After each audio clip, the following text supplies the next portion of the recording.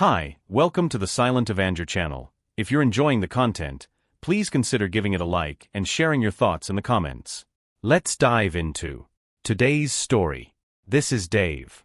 I never thought I'd be posting here, but life has a way of throwing curveballs you can't ignore.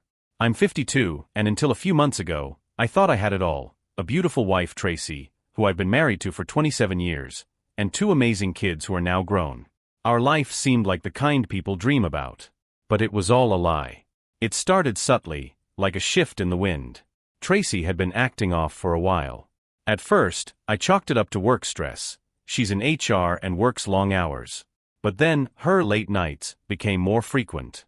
She always had an explanation, and I trusted her. After all, 27 years of marriage builds a lot of trust, or so I thought. One night, she was working late again. But this time, I had a gut feeling something wasn't right. I called her office to check if she was still there. The receptionist's hesitation before saying Tracy had left hours earlier sent a cold wave through me.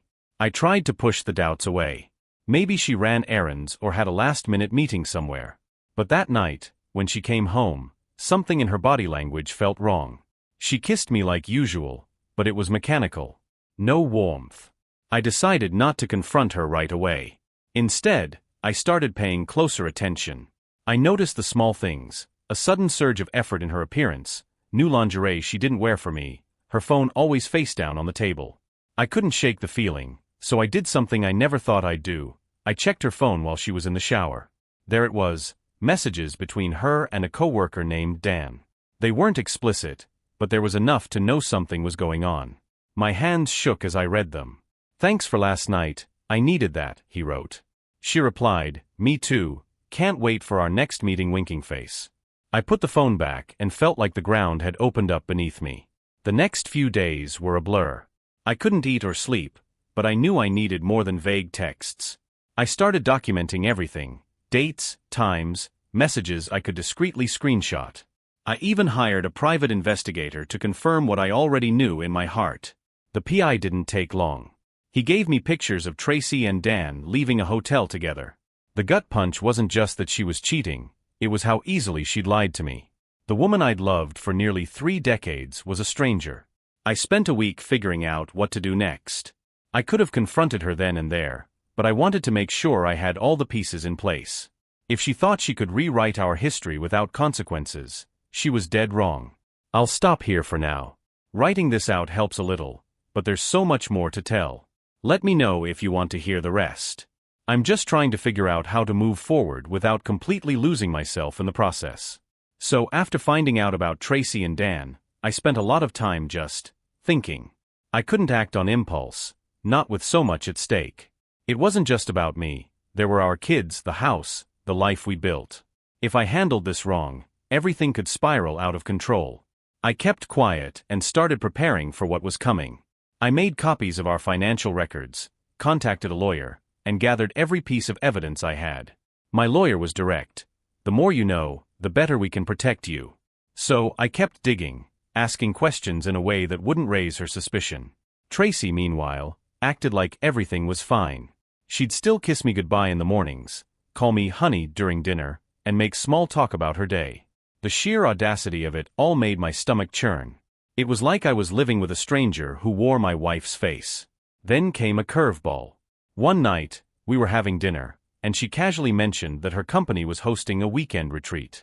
She'd be gone for 2 days. My gut told me this was a cover for another rendezvous with Dan. I stayed calm and told her it sounded great, even offering to help her pack. She smiled at me like I was a fool. Little did she know, I'd already tracked the supposed retreat and confirmed it didn't exist. When the weekend came, she left with a bag full of lies, telling me she'd call if she could find the time. As soon as she drove off, I followed her. Yeah, it felt ridiculous, like something out of a bad soap opera, but I had to know for sure. She didn't head to her office or the retreat location. Instead, she drove straight to a boutique hotel about an hour away. I parked a few blocks down, heart pounding, and waited. Sure enough, Dan showed up a little later. They walked in together, laughing like they didn't have a care in the world. Seeing them like that, a happy little bubble of infidelity, was a whole new kind of pain. I didn't confront them. Not yet. Instead, I called the PI and asked him to swing by to document everything. I also took a few pictures of my own. When I got home, I poured myself a drink and stared at the photos for what felt like hours. My lawyer had said something that stuck with me. The truth is powerful, but timing is everything. I couldn't just explode and let Tracy spin her version of the story. I needed her to walk into the trap I was setting, so there'd be no way out. By the time she got back Sunday night, I was ready. She kissed me hello, smelled like hotel soap, and complained about how exhausting her retreat had been. The anger bubbled inside me, but I kept my voice steady. "Did you have a good time?" I asked. She hesitated for a split second, but covered it up with a fake smile. "Yeah, it was productive. Learned a lot." The sheer gall of it.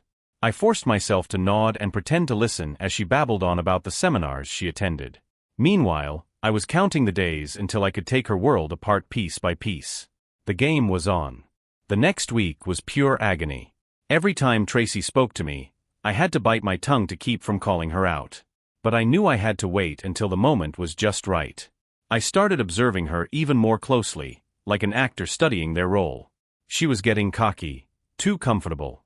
That retreat had apparently made her bold. She started dressing up more for work, giggling at texts she'd get at dinner, and excusing herself for phone calls with a coworker. I knew who she was talking to. On Friday night, I decided to test the waters. As we sat on the couch watching TV, I turned to her casually. "Tracy, do you ever feel like we're drifting apart?" I asked. She looked at me like I just told her the sky was green. "What are you talking about?" "Of course not." I shrugged. "I don't know. You've been so busy lately. It feels like we don't talk as much anymore." She patted my knee and gave me a soft smile, one that didn't quite reach her eyes. "You're imagining things, Dave. Work's just been crazy. Once it settles down, we'll have more time together." Her lies were so smooth, so practiced. It almost made me doubt myself. Almost. I played along, nodding like a naive husband desperate for reassurance. Inside, though, I was seething. If she could look me in the eye and lie so easily, what else was she capable of? The next morning, I called my lawyer again. I told her I wanted to move forward with a divorce, but didn't want Tracy to see it coming. My lawyer was a shark, a no-nonsense woman named Carol who'd seen it all. She said something I'll never forget. "Dave, people like Tracy only respect consequences. If you want her to feel what you're feeling, you've got to control the narrative. Hit her where it hurts, emotionally, financially, and socially. Don't just survive this. Win." I took her advice to heart. The first step was locking down our finances. Tracy handled the household budget, but I had access to all our accounts. I transferred half our savings into a separate account in my name. I also canceled the credit card she used for work expenses, and replaced it with one that had a much lower limit. When she noticed the next week, she didn't say anything at first. Then, on Thursday evening, she cornered me in the kitchen. "Hey, did something happen with the bank?" she asked, her voice just a little too casual. "What do you mean?" I said, keeping my tone light. "I tried to book a flight for an upcoming work trip, and my card got declined. It's never done that before." "Oh yeah," I said, acting like it had just slipped my mind. "I updated the account to reflect our household budget. Thought it'd help us save more." Her smile faltered, but she recovered quickly. "That's great. You could have told me, though." "Sorry about that," I said, giving her my best clueless husband look. "I'll be sure to keep you in the loop next time." She nodded and walked away, but I could tell she was annoyed. For the first time, she realized I wasn't as oblivious as she thought. It was a small victory, but it felt good. The cracks in her facade were starting to show, and I knew it was only a matter of time before she slipped up. I was done being a passive participant in my own life. It was time to set the stage for the next move. The weekend came, and I knew Tracy would use her free time to see Dan. She'd been fidgety all week, checking her phone constantly, and coming up with flimsy excuses to run errands. Saturday morning, over breakfast, she dropped her usual bait. "I was thinking of hitting the mall later," she said. "I need a new outfit for a work event next week." I nodded, pretending to be distracted by my coffee. "Sure, sounds good. Take your time." The truth was, I'd already asked the PI to follow her. I wasn't going to play the clueless husband while she carried on her affair. By the time she left the house, my phone was buzzing with updates. The PI sent me pictures of her car parked at the same boutique hotel from before. Dan's car was there too. I stared at the photos, feeling the familiar wave of anger and sadness. But this time, there was something else: resolve. I wasn't just gathering evidence for the divorce anymore. I wanted to make sure Tracy felt the full weight of her betrayal. The next day, when she got back from her shopping trip, I decided to rattle her a little. "How was the mall?" I asked casually as she walked through the door. She hesitated for a split second before flashing me a smile. "Good. Found a cute blouse on sale. You'd love it." "Great," I said, forcing a grin. "Maybe you can show me later." She nodded, visibly relieved that I hadn't pressed further. But I wasn't done yet. That evening, I casually brought up our son Jake. "I've been thinking," I said as we sat on the couch. "We should have a family dinner soon. Jake's been busy with work, but he could use some time with us." Her face paled slightly. Jake's always been a mama's boy, and the thought of him finding out about her affair clearly scared her. "That's a great idea," she said, her voice a little too chipper. "I'll text him tomorrow and see what works for his schedule." I nodded, hiding my smirk. Tracy was walking a tightrope, and she knew it. That week, I decided to reach out to someone I'd been avoiding: Jenny, Dan's wife. I debated for weeks whether to involve her, but the more I thought about it, the more it made sense. She deserved to know. I found her number through a mutual acquaintance and called her while Tracy was at work. "Hi, Jenny," I said when she answered. "This is Dave, Tracy's husband." There was a pause, then a wary hi. "What's this about?" I took a deep breath. "I think we need to meet. It's about your husband and my wife." We agreed to meet at a coffee shop the next day. When I walked in, she was already there, nervously stirring a cup of tea. "Thanks for meeting me," I said as I sat down. She nodded, her face a mix of confusion and dread. "What's going on?" I didn't sugarcoat it. I told her about the texts, the PI, the hotel. I even showed her some of the photos. By the time I finished, her hands were trembling. "I knew something was off," she whispered. "Dan's been so distant lately, but I never imagined." "I'm sorry," I said, and I meant it. "I thought you deserved to know." She wiped away a tear and straightened up, her expression hardening. "What are you planning to do?" "I'm divorcing Tracy," I said. "But I wanted to give you the chance to decide how you want to handle this." Jenny nodded, her jaw set. "Thank you, Dave. I'll take it from here." As I left the coffee shop, I felt a strange sense of relief. I wasn't alone in this anymore. Back home, Tracy was cooking dinner like nothing was wrong. She smiled at me as I walked in, but I barely noticed. My mind was already on the storm that was about to hit. The web was tightening, and Tracy had no idea how close it was to snapping shut. The days that followed my meeting with Jenny felt like the calm before a storm. Tracy was her usual self, oblivious to the groundwork I was laying. She went about her routine, laughing at her phone, humming while she cooked, pretending everything was fine. It was sickening. I kept my composure, even when the PI sent me new photos. Tracy and Dan weren't just meeting at hotels anymore. They'd gotten careless, grabbing lunch together, walking through parks like some lovesick teenagers. It was almost insulting how little effort she put into hiding it. Jenny and I stayed in touch, sharing updates as we both prepared for what was to come. She was a rock, surprisingly strong despite the pain she was clearly going through. Her kids, 2 boys, ages 10 and 14, were her main concern. She didn't want them to lose their father, even if he was a lying, cheating husband. One evening, as I was sitting in the garage nursing a beer, Jenny called. Her voice was steady, but there was a sharp edge to it. "Dave," I confronted Dan. He denied it at first, but I showed him the pictures. He finally admitted everything. "And?" I asked, bracing myself. "He tried to spin it," she said bitterly. "Told me it was just a mistake, that it didn't mean anything. He even blamed me, saying I've been too distracted with the boys." "Can you believe that?" "I can," I said, thinking about Tracy and her endless excuses. "What are you going to do?" "I told him I'm filing for divorce," she said firmly. "And I'm making sure everyone knows why." Jenny's resolve gave me strength.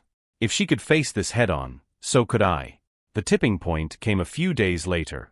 Tracy had planned another work dinner, and I decided I'd had enough. As she got ready, carefully applying her makeup and choosing a dress I'd never seen before, I felt a cold detachment settle over me. This wasn't my wife. This was someone else entirely. She kissed me goodbye and walked out the door, her heels clicking against the pavement. I waited exactly 10 minutes before getting in my car and following her. She didn't go to a restaurant. She went to Dan's house. I parked a few houses down and called Jenny. She picked up on the second ring. "He's home," I said. "And so is she." "I'll be right there," she replied. It felt like an eternity, but it couldn't have been more than 15 minutes before Jenny's car pulled up behind mine. She got out, her face set with determination. "Are you ready for this?" she asked. "Yeah," I said, though my heart was pounding. We walked up to the front door together, and Jenny rang the bell. There was a long pause before Dan opened it, his face going pale when he saw us. Behind him, I could hear Tracy's voice. "Who is it, Dan?" Jenny didn't wait for an invitation. She pushed past him into the living room, where Tracy was sitting on the couch with a glass of wine. Tracy froze when she saw me. "Dave? What are you doing here?" "I think you know," I said, my voice low and steady. Her eyes darted to Dan, who was still standing in the doorway, looking like he'd rather be anywhere else. Jenny didn't waste any time.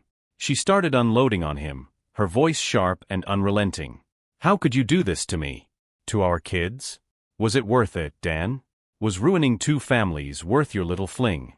Tracy tried to interject, but I held up a hand. "Don't," I said. "You've done enough." She opened her mouth to argue, but no words came out. For once, she didn't have a lie ready. Jenny and I didn't stay long. We didn't need to. The damage was done. As I walked out the door, I turned to Tracy one last time. "You made your choice," I said. "Now you'll live with it." Back home, I sat in the silence of the living room, letting the weight of the night settle over me. Tracy didn't come home that night, and I didn't care. This wasn't just the end of our marriage, it was the start of something new. Something better. The next morning, I called my lawyer and told her to file the papers. It was time to take back my life. The morning after the confrontation was eerily quiet. Tracy didn't come home, and I woke up to an empty bed, which, oddly enough, didn't hurt as much as I thought it would. Maybe it was because I'd already accepted that the woman I loved had disappeared long before last night. I spent most of the day finalizing plans with my lawyer, Carol. She was relentless, going through every detail to ensure the divorce would leave me in the best possible position. "We'll make sure this doesn't just end," she said. "We'll make sure it ends on your terms." Around midday, Tracy texted me. "Tracy, we need to talk. Can I come by later?" I stared at the message for a while, debating whether to reply. Finally, I sent a short, blunt response. Come by at 7. We'll talk." When 7 o'clock rolled around, she showed up looking like she hadn't slept. Her hair was messy, her eyes puffy. For a second, I almost felt sorry for her, but then I reminded myself why we were here. We sat across from each other in the living room, the air between us heavy with things unsaid. She was the first to break the silence. "Dave, I'm sorry," she began, her voice shaky. "I know I hurt you, but—" I cut her off. "Stop. Don't insult me with an apology you don't mean. You're not sorry for what you did. You're sorry you got caught." Her face twisted in frustration. "That's not true. I didn't plan for this to happen. It just did." "Right," I said bitterly. "So, sneaking off to hotels and lying to my face was just a series of accidents?" She looked away, biting her lip. "I didn't know how to stop it," she said softly. I laughed, a short, humorless sound. "You didn't know how to stop it? Tracy, you didn't want to stop it. You chose this, over me, over our family, over everything we built together." Tears welled up in her eyes. "I love you, Dave. I always have. I got lost." Her words hit me like a slap, not because I believed them, but because they were so absurd. "You don't destroy the person you love, Tracy," I said, my voice cold. "Whatever you're feeling, it's not love." We sat in silence for a while, the weight of her betrayal hanging in the air. Finally, I stood up. "The divorce papers will be ready soon. You can sign them or fight me, but either way, this is over." She stood up too, reaching for my hand. "Dave, please." I pulled away. "You made your choice. Now live with it." She left without another word, and I felt a strange mix of relief and sadness. Relief because the worst was over, and sadness because the life I thought we had was gone. Over the next few weeks, things moved quickly. Tracy tried to fight the divorce at first, but Carol was ruthless. She made sure every asset was accounted for, every lie exposed. By the time the dust settled, I kept the house, most of our savings, and most importantly my dignity. Tracy moved into a small apartment across town, and for a while, I heard little about her.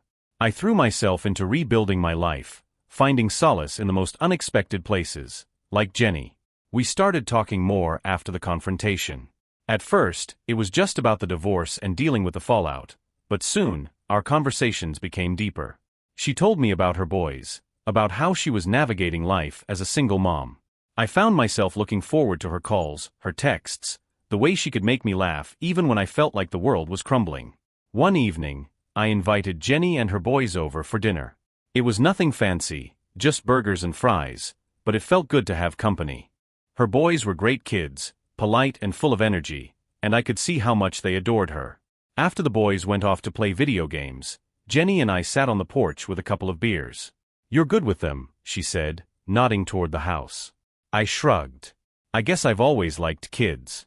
Even thought about coaching after mine grew up." She smiled, a soft, genuine smile. "You should. You're a natural."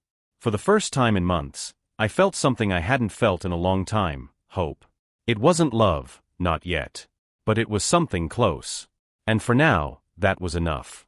Life started to find a new rhythm after Tracy moved out. The quietness of the house was strange at first, but it didn't take long for me to start appreciating it. No more awkward conversations, no more lies, no more pretending. I could just focus on rebuilding myself. Tracy tried reaching out a few times after our last conversation. Her texts were a mix of guilt, deflection, and what I assumed was some desperate attempt to claw her way back into my life. I ignored them. She'd made her bed, and I had no intention of letting her drag me back into her mess. My kids, Jake and Maddie, took the news better than I expected.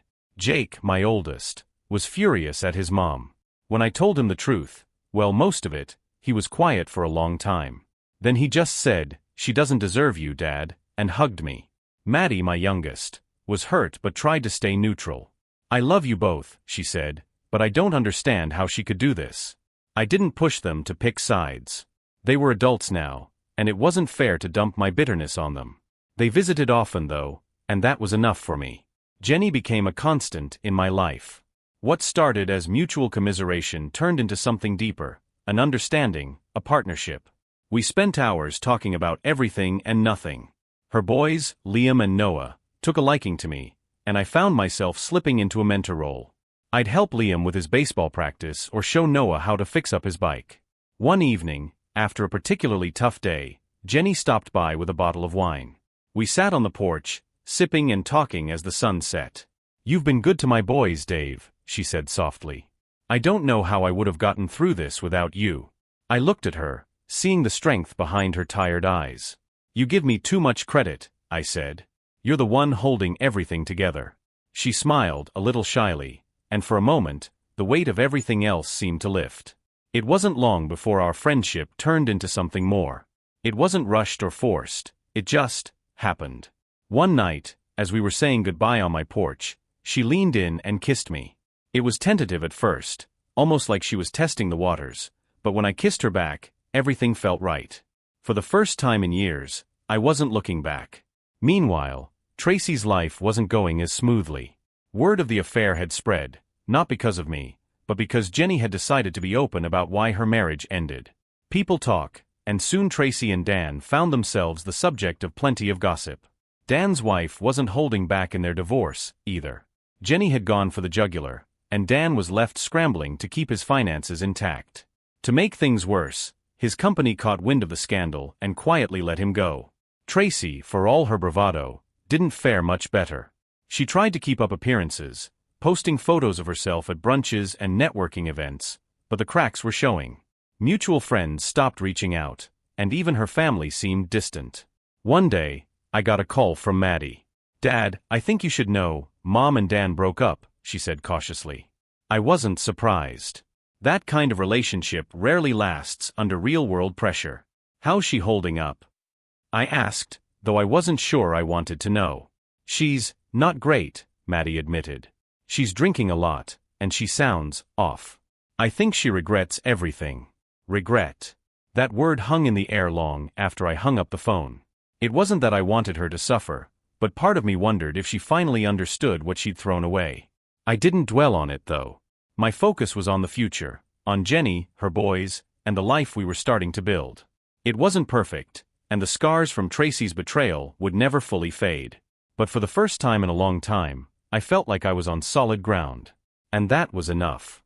The months that followed felt like stepping into a new chapter of my life. Tracy's presence had faded into the background, replaced by the calm that came with a drama-free existence. Jenny and her boys had become a big part of that. We weren't rushing anything. It was unspoken, but both of us knew we had to be careful, for her boys, for my kids, and for ourselves. But things felt natural, like we'd always belonged in each other's lives. Liam and Noah started seeing me as more than just their mom's friend. Liam, especially, had taken to asking me for advice about everything from baseball to girls. "You're like the dad I wish I had," he told me one evening, catching me off guard. I didn't know how to respond, so I just clapped him on the shoulder and said, "I'm here for you, buddy. Always." Jake and Maddie noticed the change in me too. Jake pulled me aside during one of his visits and asked, "Are you happy, Dad? Like really happy?" I thought about it for a moment before nodding. "Yeah, Jake. I think I am. That's all I care about," he said, giving me one of those rare, earnest smiles. Maddie, always the sharp one, teased me the next time she saw Jenny. "You've got Dad smiling again. Keep it up." Jenny just laughed, but the way her eyes softened told me she felt the same. Meanwhile, Tracy was slipping further into the wreckage of her choices. Maddie kept me updated in bits and pieces, mostly things she'd overheard or picked up during visits with her mom. "She's been seeing someone new," Maddie told me one day. "But it's not going well. I don't know. Not a great guy." I didn't ask for details. Tracy's life was no longer my problem. Still, when Maddie casually mentioned a few weeks later that her mom had broken things off, I couldn't help but wonder how much lower Tracy could sink. Then one day, I got a call I wasn't prepared for. It was Maddie, her voice shaky and uneven. "Dad, Mom's in the hospital." I froze. "What happened?" She tried to hurt herself," Maddie said quietly. "I don't know all the details, but the doctors said it was serious. I thought you should know." I didn't know what to feel. Anger? Sadness? Guilt? A part of me wanted to brush it off as the natural consequence of her actions, but another part, one I couldn't silence, remembered that this woman had once been my world. I decided to visit her, if only for Maddie's sake. The hospital room was sterile and cold, but Tracy looked even worse. Her skin was pale, her hair unkempt, and her eyes had a hollow, defeated look. She didn't say anything when I walked in, and for a moment, neither did I. Finally, I pulled up a chair and sat down. "Maddie told me what happened," I said. "Are you okay?" She let out a bitter laugh. "Do I look okay, Dave?"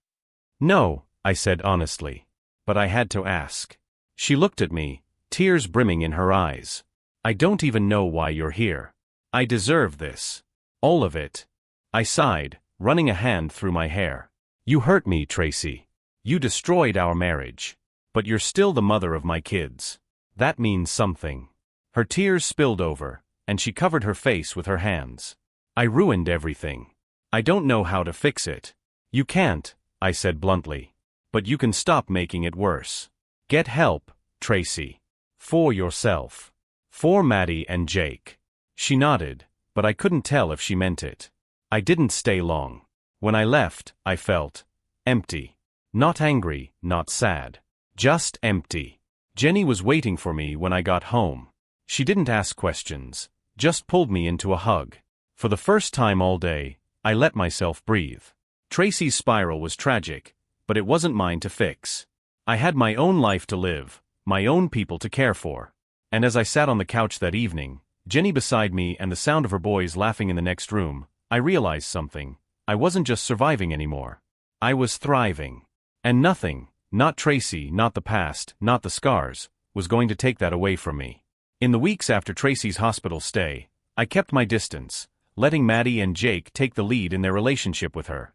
Tracy began therapy, which Maddie said seemed to help. Still, I couldn't shake the thought of how far she had fallen. It wasn't pity I felt, exactly, more like a strange kind of closure. She was living the consequences of her choices, and for once, I didn't feel responsible. My own life, meanwhile, kept moving forward. Jenny and I grew closer, though we were careful not to rush anything.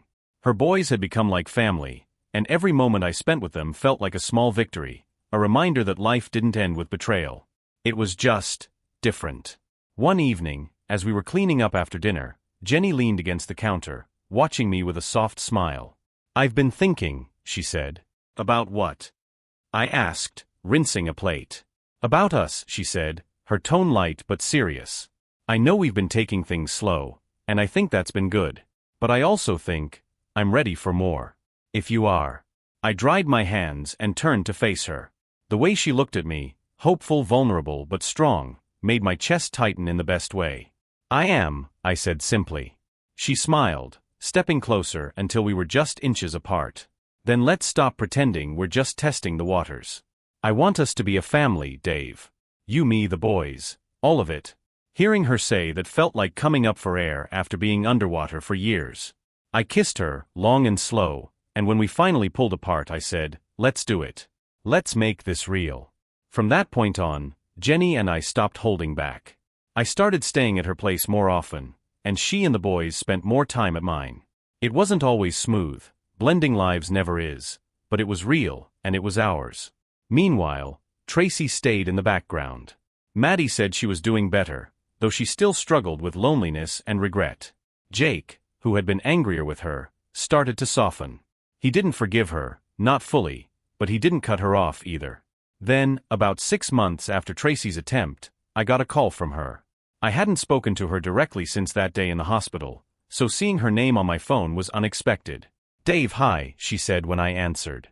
Her voice was hesitant, unsure. "Tracy," I said evenly. "What's going on?" I wanted to thank you," she said, her words coming out in a rush. "For what you said at the hospital. For pushing me to get help. I didn't think I deserved it, but I'm trying." I didn't know what to say, so I stayed silent. "I know I can't undo what I've done," she continued. "And I'm not asking for anything. I just needed you to know that I'm trying to be better, for the kids, and for myself." "Good," I said finally. "That's all you can do, Tracy.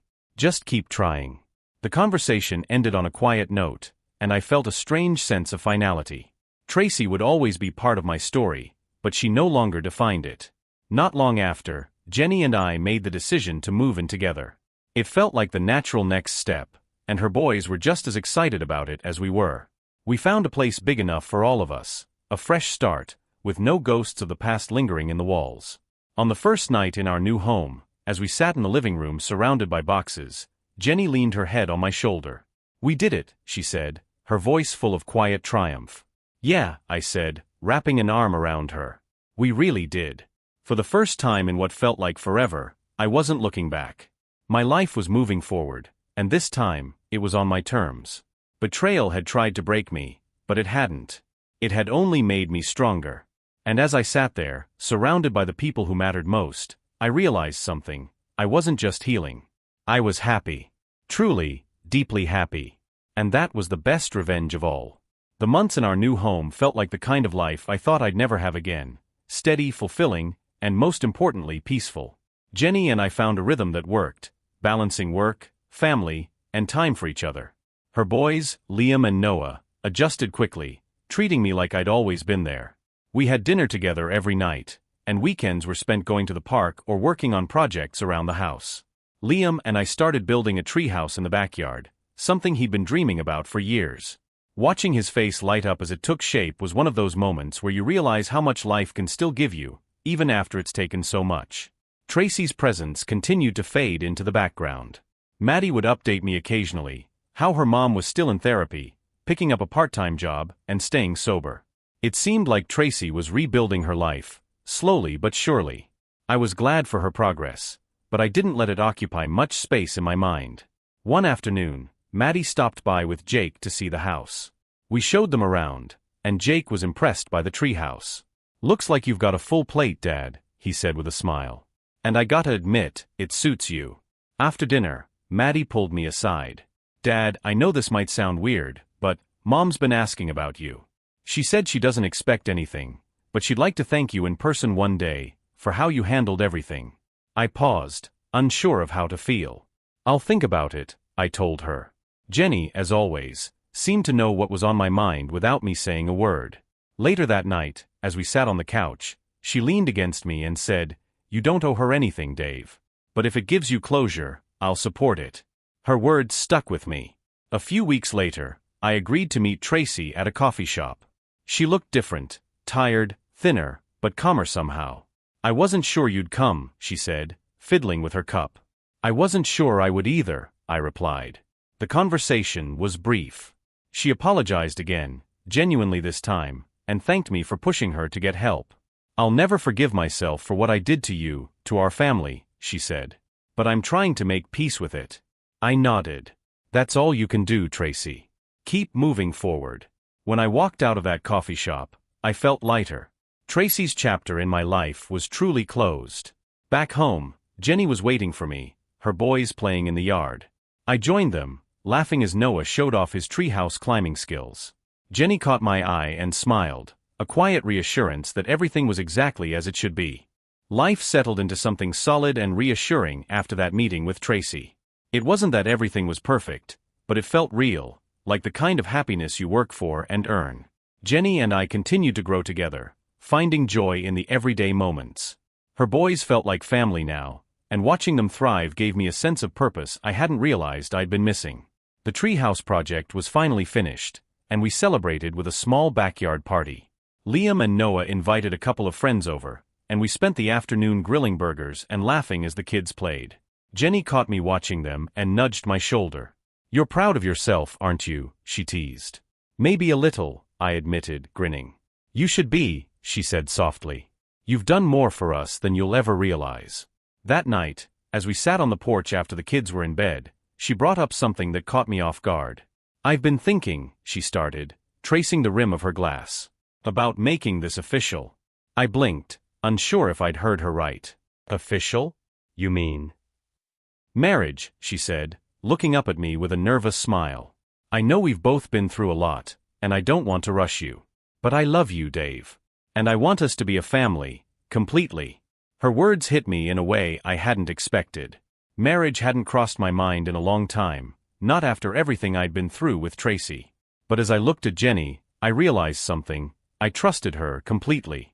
And that trust made all the difference. "I love you too," I said, taking her hand. "And yeah, I think I'm ready." The look on her face made every hard moment, every scar from the past, worth it. We didn't make a big announcement or rush into plans. Instead, we quietly started talking about what a future together would look like. Her boys were ecstatic when we told them. Liam immediately asked if he could be the best man, and Noah declared he wanted to carry the rings. Jake and Maddie were just as supportive. Maddie hugged me and whispered, "I'm so happy for you, Dad. You deserve this." The wedding was small, just close family and friends, held in a sunny field not far from our new home. As I stood at the altar watching Jenny walk toward me, her boys by her side, I felt a peace I hadn't known in years. When we exchanged vows, I didn't think about Tracy or the betrayal or the pain that had brought me to this moment. All I could see was the life in front of me, full of love and promise. As we said "I do," Jenny's hand in mine, I knew I was exactly where I was meant to be. Betrayal had broken me once, but resilience and love had built me back stronger. This wasn't just a new chapter, it was a whole new book. And I couldn't wait to write the rest of it.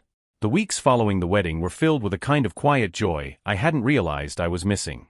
Life didn't change drastically. There were still bills to pay, kids to take care of, and endless little things to manage. But everything felt lighter, more meaningful. Jenny officially moved into my house with Liam and Noah, and while the transition wasn't without its challenges, we handled it as a team. The boys loved having more space and treated the treehouse like their personal kingdom. Jake and Maddie visited often, and seeing all the kids together, laughing and bonding, made the house feel more alive than it had in years. One evening, as Jenny and I were unpacking some of her things, she came across an old photo album. We sat on the living room floor, flipping through pictures of her boys when they were little, her late husband, and snapshots of a life she'd built and lost before finding me. "You've been through a lot," I said quietly, tracing the edge of a photo of her with her boys at the beach. "So have you," she replied, resting her head on my shoulder. "But we made it, didn't we?" I nodded, pulling her closer. "Yeah, we did. Life didn't forget to test us, though." A few months after the wedding, I got a call from Maddie. She was upset, her voice shaking as she told me Tracy had relapsed, falling back into old habits, both drinking and getting involved with another toxic relationship. "Dad, I don't know what to do," she said, her words breaking my heart. I tried to comfort her as best I could. "Maddie, you can't fix her. She has to want to fix herself. Just be there when she needs you, but don't let her drag you down with her." It was advice I'd learned the hard way.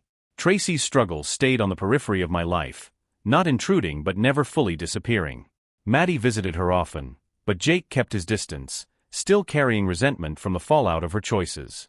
I encouraged them both to do what felt right for them, but I focused my energy on the life I was building with Jenny. Then one day, Maddie called with unexpected news. "Mom's moving," she said. "She's leaving the city to stay with Aunt Cheryl for a while. She said she needs to start fresh." The news was a relief, in a way. Maybe getting out of the environment that had dragged her down would help her heal. "She mentioned you," Maddie added hesitantly. "Oh. She said she hopes you're happy, and that you deserved better than what she gave you." I didn't say anything at first. After a moment, I told Maddie, "I hope she finds her peace." And I meant it. As the months turned into years, Tracy became a distant memory, a part of my story, but no longer part of my life. My focus was on my new family, and the love we built together. Watching Liam graduate high school, seeing Noah win his first soccer trophy, and celebrating Jake's engagement to his girlfriend were milestones that filled me with pride. Jenny was by my side through all of it, the steady anchor I didn't know I needed until I found her. One evening, as we sat on the porch watching the sun set, Jenny reached for my hand. "Do you ever think about how we got here?" she asked softly. "All the time," I said, lacing my fingers with hers. "And I wouldn't change a thing." Her smile was warm, her eyes shining with that same strength and kindness that had pulled me out of the darkest time in my life. In that moment, I realized something. The pain, the betrayal, the heartache, they weren't what defined me. What defined me was how I'd risen from it all, built something better, and found a love that was worth everything. This was my life now, and it was better than I'd ever dared to hope for.